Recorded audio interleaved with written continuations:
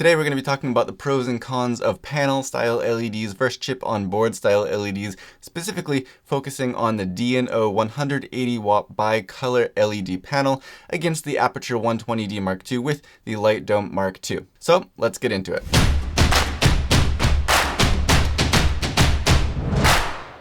Hey, I'm Scott and welcome to my channel. Today we have a light comparison for you, but we do all kinds of unboxings, tests, reviews, all things photo and video related here on this channel. So if you like this kind of content, please do consider subscribing if you're not already, and hit that little bell icon to get notifications of upcoming product reviews. So obviously both of these lights are going to be great choices for you, and they will definitely get the job done without any issues, and the differences are going to come in a lot of small details. You know, things like the size, the amount of space that they take up, maybe the price in some cases, the overall flexibility of how you can use them and how you plan to use them. But let's break it down and look at this in a more structured way. We'll start off with two basic but important comparisons, the brightness and the quality of the output. Then we'll get into some more of the pros and the cons of panel style LEDs versus chip on board style LEDs in a more practical way. So both of these lights are pretty bright. The actual output of the 120D Mark II, which I have right here, will greatly depend on how you use it. If you have it with a standard reflector for hard light, or if you have it with something like this Light Dome Mark II with two layers of diffusion to get a nice large soft light. You could also throw on something like this Fresnel or a spotlight to magnify the output and bounce it off of something. There's just a lot of factors that will go into how bright the output from this light is actually going to be in practical terms. And you do have the 300D plus the upcoming 600D, and of course there are other brands also that make lights with varying brightnesses, varying levels of output in this same style. The output of a panel style light like this D&O is going to vary a lot less, just because I think there's probably a little bit less variety of the different ways and how you're going to use something like this. This light from D&O actually has built-in diffusion on the light itself, so you can very easily use it just like that to get a soft light, or like I'm doing right now, you can throw on an extra sheet of diffusion just taped to the barn doors. There are also, of course, a variety of different sized panels, and that will play a large role in how bright the actual output is. You can, of course, also bounce a panel style LED off a wall or something else to get, you know, a larger light source, but I think that the chip on board style lights are a little bit more appropriate for that use, just because you can get them a little bit more focused and a little bit more bright in that one focused direction to have more power to bounce off whatever it is you're bouncing off of. This panel from D&O has a 120-degree beam angle, and there's not really much you can do to really focus the light like you can with the chip on board style light. So that's my only reason for saying I think that a chip on board style is more appropriate for doing things like bouncing light. Anyway, this 180 watt panel from D&O is extremely bright. In this setup that I have right now, I have the D&O on almost the lowest power, and I am also shooting through an extra sheet of diffusion. Now this is the 120D Mark II, and to get the same exposure, granted it is shooting through that double diffusion in the Light Dome Mark II, I do have it at 100% now. So this is the maximum output in this setup that I can get from the 120D Mark II.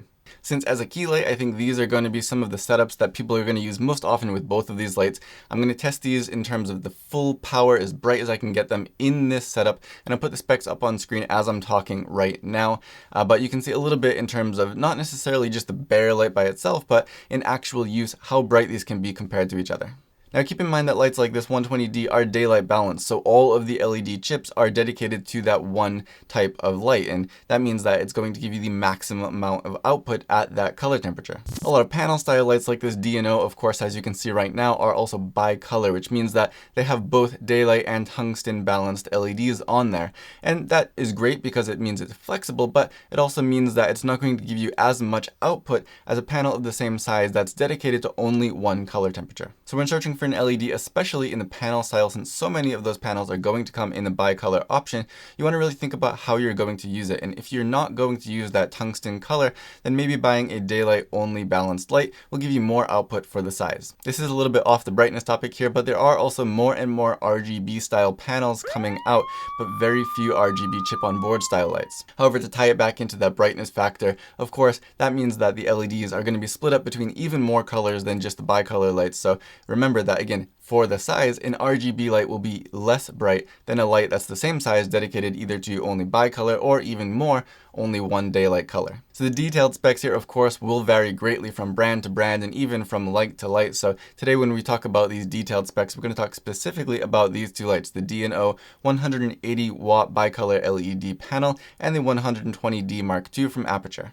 So first, to talk about the specs, I'm going to take some readings now with my Seikonic C800, a color meter, and this is a really amazing tool to have with you, especially when you're mixing lights. Everyone loves CRI, so first off, let's take a look at that, especially something like the R9 value, which is essential for getting good skin tones. With the DNO on the daylight setting, which I have it right now, it has a CRI of 96.7, and taking a look at the R9 value, it's 93.9, which is very, very good. That means that this light should give you very, very pleasing skin tones. When I dip this light down to the tungsten color balance, which I obviously haven't corrected for here, you get a CRI of 97.3. However, the R9 value did dip down a little bit to 88, but that's still a very good value for that. Now the Aputure 120D here comes in at 97.1 for CRI, and it has a R9 value of 97, which is very, very good. I'll throw up some other readings on screen as well, like TM30 for example, which is basically like CRI, but on an even larger scale with more color samples, as well as SSI, which will rate just how well the spectrum of light coming out of these lights matches a perfect light source. But both of them seem to be nearly identical in terms of light quality. So if you're choosing between these two specifically, they should give you a pretty identical quality of light output.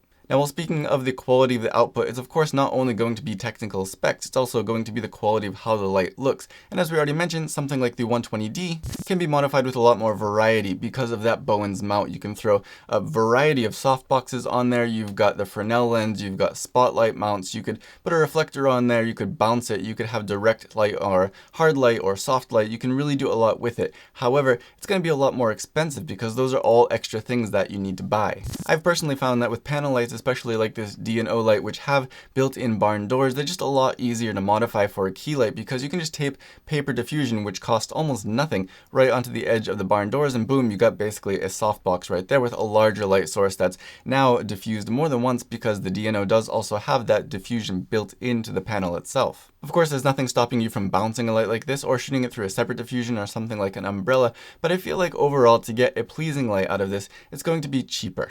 One last thing to mention in terms of light quality is that when you cut an LED panel, they can often have a weird multiple shadow effect because the way that the LEDs are spread out. Now, this DNO does have that diffusion panel over the lights, so it shouldn't be that bad, but we will test it. And again, just keep in mind that with light panels that have those LEDs exposed, you can deal with that when you're trying to cut the light. You're gonna have weird multiple shadows, and you're gonna have to diffuse it if you want to do something like that. There are, of course, other practical pros and cons to each of these styles of lights, and each of these lights specifically. With these two lights, there is a price difference. The 120D Mark II goes for $745 at the moment, and that's not counting the light dome, which I think is a great accessory to have for it. This DNO 180 watt bicolor LED panel cost about $400 or $500 at the time of this video. Also keep in mind that DNO should be coming out with an update to this light very, very soon, which will address a lot of the small little complaints that I have, which we'll talk about starting now.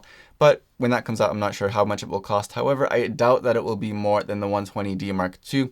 And again, you're not going to need as many things to modify it as you will with the chip-on-board style light. However, what you get for the money with the 120D Mark II is a remote-controlled light that can be dimmed down to 1% and has a detailed readout of the settings on the LCD screen. It has built-in special effects and a very, very polished and professional feel and look overall that doesn't feel cheap in any way. On top of the lack of a remote control, my biggest frustration with this DNO light is the lack of a digital readout to really get accurate or repeatable color temperature or intensity settings. What you do get with the DNO panel that you don't get with the 120D Mark II is a light that is ready to go right out of the box with no extra accessories to give you a nice, flattering, and soft light. You also get a much simpler setup with or without cords because both the ballast and the control box are all built into the light itself. Powering it from the wall only requires one simple cable, which is of course provided, and it's a very good quality cable that is long enough and it has a nice locking connection. If you want to use a V-Lock battery for power, the plate is right on the back of the light and you need absolutely nothing extra to get it going. DNO does also make some V-Lock batteries themselves, so if you don't have any and you're looking to pick some up, they are some of the better ones on the market, and while I haven't used them myself, I've heard very, very good things about them. There is also a pretty huge weight difference between these two lights. The 120D itself is very, very light, and even with the large softbox, I've often boomed it out on one of those just stock standard little boom arms that comes with C-stands, and I've never had any problems with it. I would absolutely not do that very comfortably with this light from DNO. All these controls being built into the light and the fact that it's completely metal, including the heat sink that's built into the back of the light, means it's quite heavy. One benefit of that though is that the D&O light has no fan because there is that built-in heat sink in the light itself. The fan in the 120D is amazingly quiet, but it's still a fan. Now, even in an incredibly small room like I'm in right now, I've never really had it be much of an issue. The light right now is just a few feet away from the microphone and, well, can you hear anything?